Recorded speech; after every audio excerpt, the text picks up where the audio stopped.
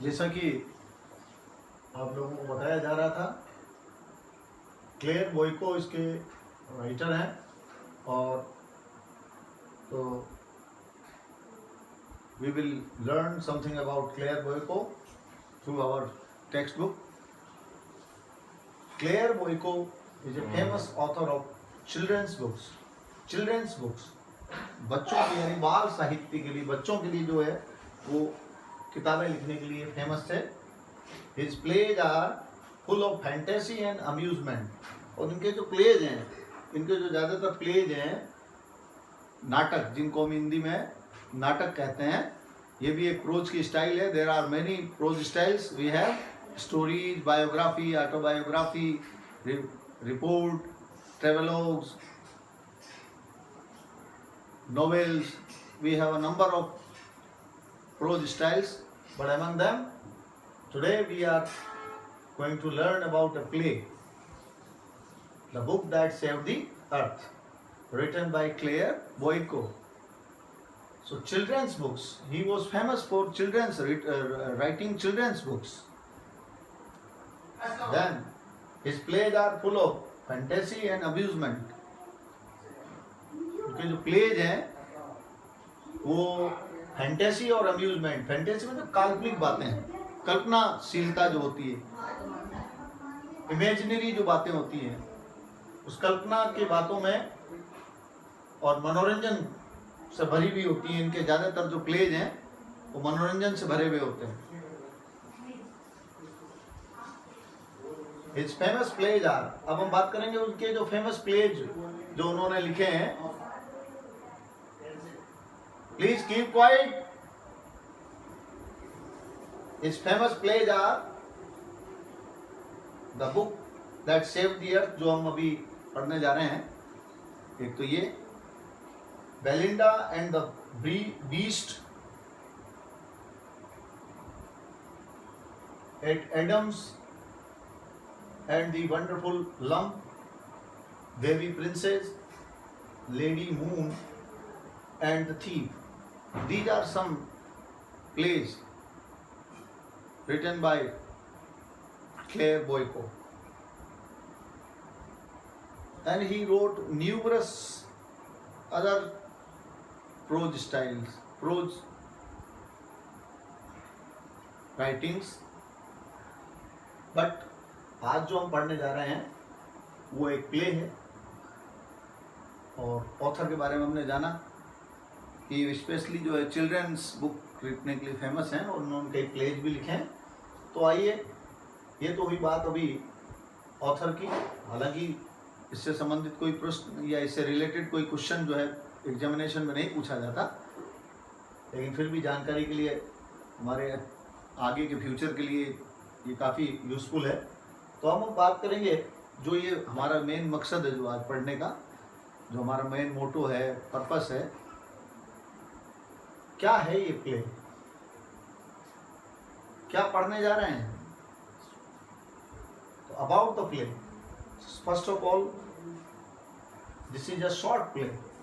ये एक short play है, mean to entertain and educate people with the world of fantasy, जिसका तात्पर्य होता है कि लोगों को मनोरंजन कराना, उसका अम्यूजमेंट कराना और लोगों को एजुकेट करना with the world of fantasy. इस कल्पना की दुनिया से लोगों को एजुकेट करना, उसके बारे में अवगत कराना, उसकी जानकारी देना, इसका मकसद है। अब इसमें है क्या, देखते हैं थोड़ा सा। The book that saved the earth is a short play mean to entertain and educate people with the world of fantasy. It dramatizes means नाटकीकरण करना, नाटक के रूप में प्रस्तुत करना। तो इसमें हम देखेंगे एक प्ले है, जैसे हम हमारे स्कूलिंग के टाइमिंग में, या अभी आप स्कूलिंग में ही हैं, स्कूल में ही पढ़ते हैं, तो आपके स्कूल में जो हमारे नेशनल डेज हैं, इम्पोर्टेंट नेशनल जो फेस्टिवल्स हैं, रिपब्लिक डे और इंडिपेंडेंस डे, उस पर आपके स्कूल में डिफरेंट, या आपके एनुअल जो फंक्शंस होते हैं उसमें डिफरेंट कल्चरल प्रोग्राम्स में इस तरह के प्लेज जो है वो प्ले किए जाते हैं। तो वैसा ही एक प्ले है ये। तो शॉर्ट प्ले में, आपके शॉर्ट प्ले में क्या कहना चाह रहा है कि ड्रामेटाइज मीन्स होता है नाटक के रूप में प्रस्तुत करना। द इमेजिनरी इवेंट, इसमें एक इमेजिनरी, जैसा बताया ना ये आपको ऊपर वैसे भी बता दिया गया है कि यहाँ पर ये जो शॉर्ट प्ले है और इसका तात्पर्य जो है लोगों को वर्ल्ड ऑफ फैंटेसी से अवगत कराना है, उनसे रूबरू कराना है। तो इसमें आपको फैंटेसी मिलेगी और इमेजिनरी इवेंट इसमें ली गई है, एक काल्पनिक घटना ली गई है। इवेंट मीन्स घटना of the mid 21st century, यानी 21st सेंचुरी जो है उसके मध्य की एक घटना ली गई है। Suppose to be seen in 25th century, जिसके बारे में माना जा रहा है, कल्पना की जा रही है कि वो 25वीं शताब्दी जो है उस समय देखी जाएगी, उस समय ये घटना होगी। द हिस्टोरीस्कोप, हिस्टोरीस्कोप, इससे पहले आपने बहुत से वर्ड सुने होंगे, जैसे हिस्टोरीस्कोप एक वर्ड आया है यहाँ पर। हिस्टोरीस्कोप जैसे माइक्रोस्कोप होता है, सूक्ष्मदर्शी यंत्र, तो स्कोप का मतलब जानते ही हैं यंत्र है। और अब यहाँ पे हिस्टोरीस्कोप से तात्पर्य यानी जो इतिहास की घटनाएं बताता हो, जो इतिहास से संबंधित घटनाओं को बताता हो, उसे हम हिस्टोरीस्कोप कहते हैं। तो द हिस्टोरीस्कोप शोज दैट, इस प्ले में जो हिस्टोरीस्कोप है वो ये बताता है, अ क्रू, घटना बता रहा है इसकी, क्या है इसके अंदर, a crew from the planet Mars, there are many planets in universe, आप सभी जानते हैं। Among them Mars is one of planet like our planet Earth. Mars एक प्लेनेट है। तो ये बता रहा है कि ये हिस्टोरीस्कोप बताता है, इस प्ले में एक कहानी है, घटना है, दैट अ क्रू मीन्स दल, क्रू का मतलब होता है दल। तो a crew from the planet Mars is on the expedition to attack the earth. जैसा कि इसमें घटना बता रहा है कि किस तरह से जो प्लेनेट मार्स का जो एक क्रू है, अर्थात वैज्ञानिकों का दल या किसी भी प्रकार का जो दल होता है, तो अटैक करने वालों का जो दल था, उनके सैनिकों का जो दल था, अधिकारियों के, सैन्य अधिकारियों का जो दल था, वो किस तरह से is on the expedition to attack the earth. हमारा जो प्लेनेट है, और प्लेनेटरी वॉर्स आपने सुन रखे हैं काल्पनिक घटनाओं में, ग्रहों के बीच में जो है इस तरह के संघर्ष होते रहते हैं। तो इस प्ले में भी ऐसा ही कुछ हम देखने जा रहे हैं कि मार्स के जो बंदे हैं, मार्स के जो लोग हैं, मार्स प्लेनेट के, मंगल ग्रह के, वो हमारी पृथ्वी पर आक्रमण करने की एक योजना बनाते हैं, मिशन लाते हैं। Expedition means mission. The crew members, अब होता क्या है आगे देखिए, the crew members of the space craft, जो स्पेस क्राफ्ट को उन्होंने यूज किया था अटैक करने के लिए, जैसे हम भी अपने स्पेस क्राफ्ट यूज करते हैं, वैसे ही उन्होंने भी अपने स्पेस क्राफ्ट को जो अटैक करने के लिए भेजा था, उसके जो मेंबर्स थे, happen to enter a library which they take to be a storage बार्न।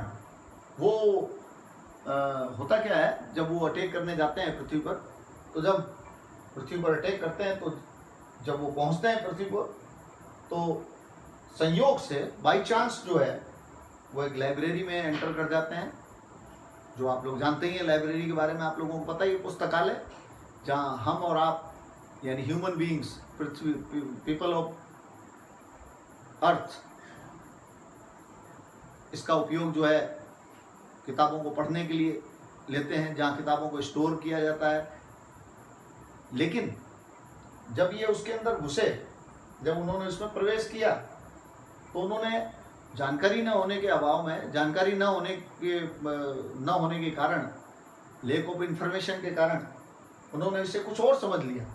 लाइब्रेरी को उन्होंने स्टोरेज बार्न समझ लिया।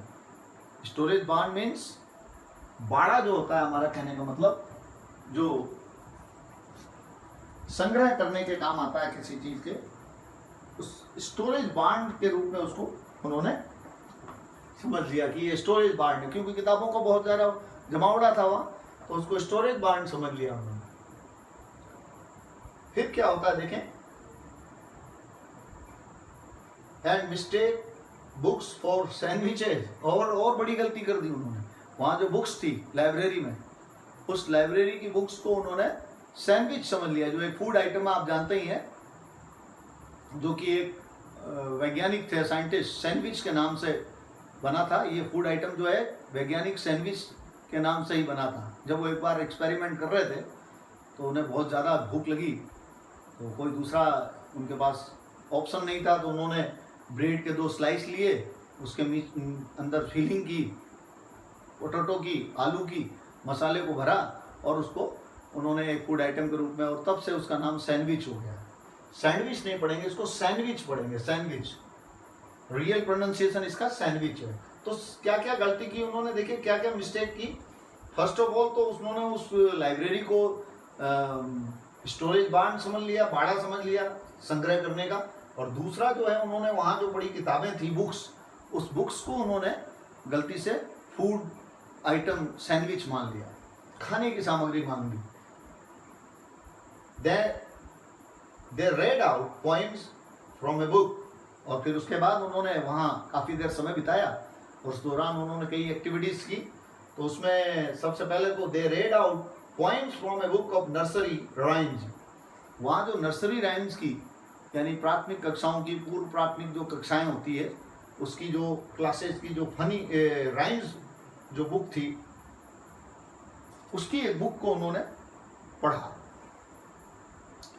And miss interpret there meanings. और फिर और एक मिस्टेक कमिट की उन्होंने, क्या कि उसका अलग अर्थ लगा लिया। जो रियल मीनिंग था, जो उसकी सही अर्थ था, उसका अलग अर्थ लगा लिया। मिस इंटरप्रेट मीन्स गलत व्याख्या करना, उसकी गलत अर्थ लगा लिया। तो यहाँ हम जान रहे हैं कि किस तरह से, देखिए ये बन रही है एक घटना, एक स्थिति बन रही है कि किस तरह से वो जो बुक है उसने पृथ्वी को बचा लिया। उसको देखिए किस तरह से आगे, confuse by the far-fetched images of the funny poems. वो जो फनी पोएम्स थी, बच्चों के लिए बनी थी, बच्चों के लिए लिखी गई थी, उनको हंसाने के लिए लिखी गई थी, उसमें जो फार-फेच्ड इमेजेस जो थी, डिफिकल्ट, हार्ड टू अंडरस्टैंड, समझने में जो मुश्किल थी, ऐसी जो आकृतियां बनी हुई थी उसके अंदर, इमेजेस जो बनी हुई थी, उसको देखकर वो कंफ्यूज हो गए, भ्रमित हो गए, समझ नहीं पाए। और फिर ऐसे में they begin to think that people of the earth are far more advanced and intelligent, capable and to defeat the Martians. और फिर उनके दिमाग में आ गया, जैसा कि उन्होंने अपने जो उनके किंग था, उनका जो मास्टर माइंड था, उनका जो बॉस था, उस बॉस ने जैसा कि पृथ्वी के बारे में, पृथ्वी के लोगों के बारे में बता रखा था, थिंक टैंक, जिसका नाम थिंक टैंक था, उस थिंक टैंक की जो जानकारी थी, उसकी जो इंफॉर्मेशन थी, उसके बिल्कुल अगेंस्ट उन्होंने पृथ्वीवासियों को बहुत ही ज़्यादा एडवांस्ड माना इन उस राइम बुक्स को पढ़कर, कि बहुत ही एडवांस्ड है, बहुत ही आगे बढ़े हुए हैं, बहुत ही प्रगतिशील है, प्रोग्रेसिव है एंड इंटेलिजेंट भी हैं, कैपेबल हैं और हमें हराने में। To defeat the Martians, defeat means हराना, मार्शंस मीन्स मंगलवासियों को। ऐसे में फिर घबरा गए वो, दे ड्रॉप द मिशन, और फिर उन्होंने अपना जो इरादा है, अपना जो मिशन था, मिशन यानी एक्सपेडिशन, अपना जो अभियान था, उसको ड्रॉप कर दिया। ऑफ अटैकिंग द अर्थ, पृथ्वी पर आक्रमण करने का जो उनकी प्लानिंग थी, उसको उन्होंने कैंसिल कर दिया, रद्द कर दिया। एंड विड्रा इन फियर, और वो भाग जाते हैं, डर जाते हैं, पिछड़ जाते हैं, पीछे हट गए, फिर वे पीछे हट गए। Think tank, the master mind of the attack, और वहीं इधर देखिए जो इस अटैक का जो मास्टर माइंड था, उनका boss think tank, is himself so much frightened, वो भी डर गया, वो भी बहुत ही ज्यादा डर गया, so much frightened that he is ready to run away from the Mars, कि वो उस अपने ग्रह से ही अपना घर छोड़कर भागने के लिए तैयार हो गया। To a safer place in the universe. Universe में, हमारे इस ब्रह्मांड में एक सेफ जगह के लिए, अपेक्षाकृत सुरक्षित जगह पर पहुंचने के लिए वो जो है वहाँ से भागने की तैयारी कर लेता है। तो देखिए किस तरह से हाउ इट हैपेंड, कैसे हुआ कि एक नर्सरी राइम की बुक ने, जिसका नाम मदर गूज है, आगे हम पढ़ेंगे इसको, नेक्स्ट वीडियो में जानेंगे किस तरह से उसने कमाल किया और पृथ्वी पर हुए मार्सन अटैक को विफल किया, डिफीट हो गए वो और अपने मकसद में कामयाब नहीं हो पाए। तो ये जो थोड़ा सा इंटरेस्टिंग है, मज़ेदार है, मज़ा भी आएगा और काल्पनिक बातें भी हमको जानने को मिलेगी। तो बने रहें, देखते रहें। अभी जो आज पढ़ाया गया है, इसको बोर्ड पर जो लिखी गई जानकारियां हैं, आप उसको नोट भी कर लें और सीरियसली लें। You are in 10th class, board class है ये, तो आप इसको थोड़ा सा गंभीरता से लें, समझें और समय दें आप, और हर विषय को हर सब्जेक्ट को आप समय दें, ज़रूरी है। That's all for the day. Thank you very much for listening and watching my video. Thank you.